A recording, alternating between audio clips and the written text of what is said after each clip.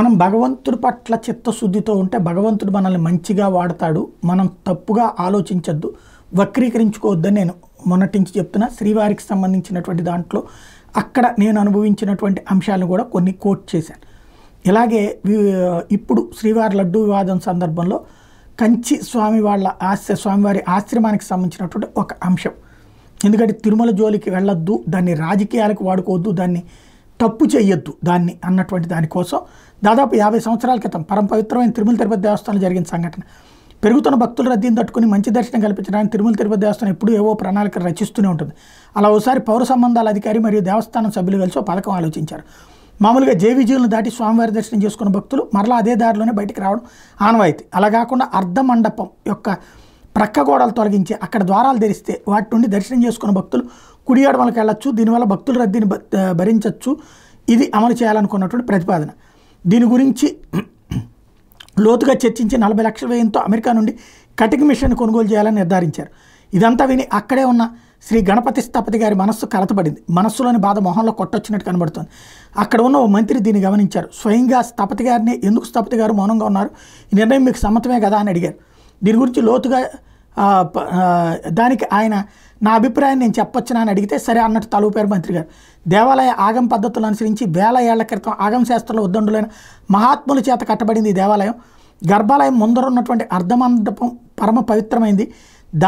దారి కోసమని ఆ మండపం గోడలను కూల్చడం సరైన పని కాదు. అలా జరిగిన పక్షంలో వెంకటేశ్వర స్వామి వారి పవిత్రత శక్తికి ఆటంకం ఏర్పడవచ్చు. ఈ పడగొట్టే ప్రణాళికలను ఆపేయడం మంచిదని ధైర్యంగా చెప్పారు. సభ్యులందరూ ఈ కొత్త ఆలోచనని అప్పటికే ఏకగ్రీవంగా ఆమోదించడంతో స్థపతి గారి మాటలను పట్టించుకోలేదు. దీన్ని కార్యరూపంలోకి తీసుకురావడానికి పనులన్నీ అక్కడే జరిగిపోయాయి. ఇక చేసేది లేక అందరి బలవంతం పైన స్థపతి కూడా సంతకం పెట్టాల్సి వచ్చింది.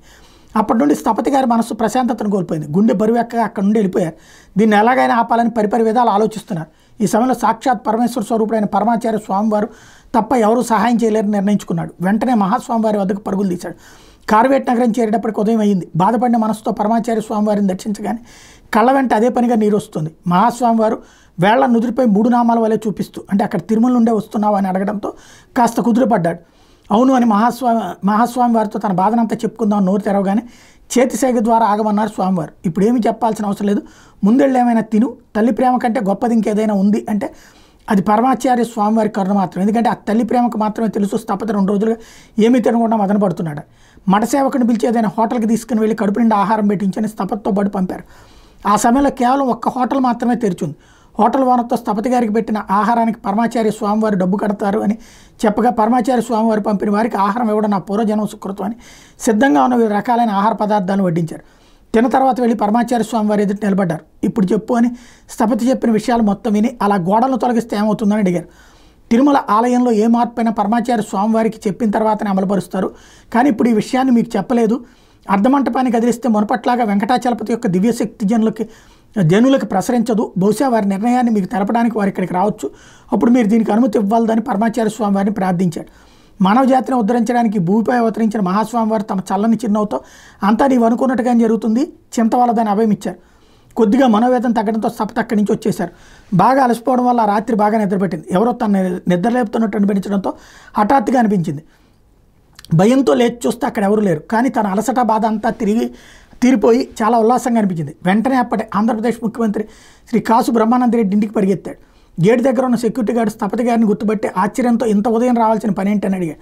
వెంటనే తాను ముఖ్యమంత్రి గారిని కలవాలని చెప్పాడు. ముందస్తు సమాచారం లేనందున అతను అందుకు ఒప్పుకోలేదు. కానీ తిరుపతి గణపతి స్థపతి అంటే ఎవరో అందరికీ తెలిసిందే కాబట్టి వారి కోరికను మన్నించడానికి ఒక అధికారి సమాయత్తం అయ్యాడు. అయ్యా ఓ పని చేద్దాం, సరిగ్గా 4:30 కాఫీ తాగడానికి ముఖ్యమంత్రి గారు కిందకు వస్తారు. కిందకు వచ్చి హాల్లోకి వెళ్ళేటప్పుడు వారు మిమ్మల్ని చూస్తే సమస్య లేదు, లేదంటే మీరు ఉదయం దాకా ఆగాల్సిందని చెప్పాడు. పరమాచార్య స్వామివారు ఖచ్చితంగా దారి చూపిస్తారనే నమ్మకంతో స్థపతి గారు అక్కడ నిలబడ్డారు. ముఖ్యమంత్రి గారు మెట్లు దిగుతూ వాకిట్లో నిలబడ్డ స్థపతిని చూశారు. ఏంటి గణపతి ఇంత ఉదయాన్నే అని అడిగి లోపల రమ్మన్నారు. తిరుమల తిరుపతి దేవాలయానికి ప్రమాదం అంటూ మొదలుపెట్టి మొత్తం జరిగిన విషయాన్ని అంతా చెప్పారు. స్థపతి చెప్పిందంతా విన్న తర్వాత ముఖ్యమంత్రి గారి ముఖంలో కోపం కనబడింది. వెంటనే దేవాలయ వ్యవహారాలు చూసే మంత్రిని సంప్రదించారు. మన తిరుమలలో ఏం జరిగిందని అడిగారు. ఓహ్ అదే, మీతో ఆ విషయం మాట్లాడదామనే మొత్తం వివరాలతో సిద్ధమవుతున్నానని బదిలిచ్చారు మంత్రి గారు.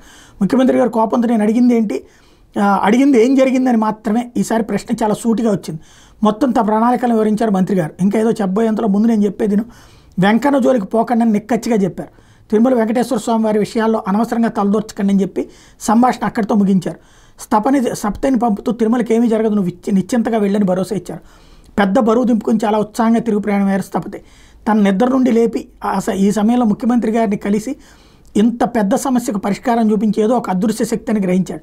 వెంటనే పరమాత్మ స్వామివారి పలుకులు చెవిలో వినబడ్డాయి. అంతా నువ్వు అనుకున్నట్టుగానే జరుగుతుంది అన్న మాటలు గుర్తుకు రావడంతో ఒక్కసారిగా వణుకు ప్రారంభమై ఒళ్ళు గగుర్పాటుకు గురైంది. వరుసగా జరిగిన ఈ సంఘటనలన్నీ కేవలం మహాస్వామివారి ఆశీస్సుల వల్ల మాత్రమే తలచి ఆ ఔషధోదయ సమయంలో స్వామివారిని తలుచుకుని పులకించిపోయాడు.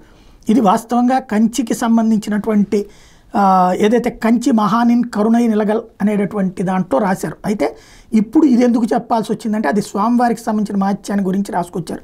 బట్ శ్రీవారి మహత్యం అంతగా ఉంటుంది అన్నటువంటిది ఇక్కడ గుర్తుపెట్టుకోవాలి. తప్పు ఎవరు చేసినా రేపొద్దున శిక్ష అనుభవించక తప్పదు. నేను మొదటి నుంచి చెప్తోంది అదే సందర్భంలో స్వామివారికి సంబంధించి అపచారం ఎవరు చేసినా శిక్ష అనుభవించక తప్పదు.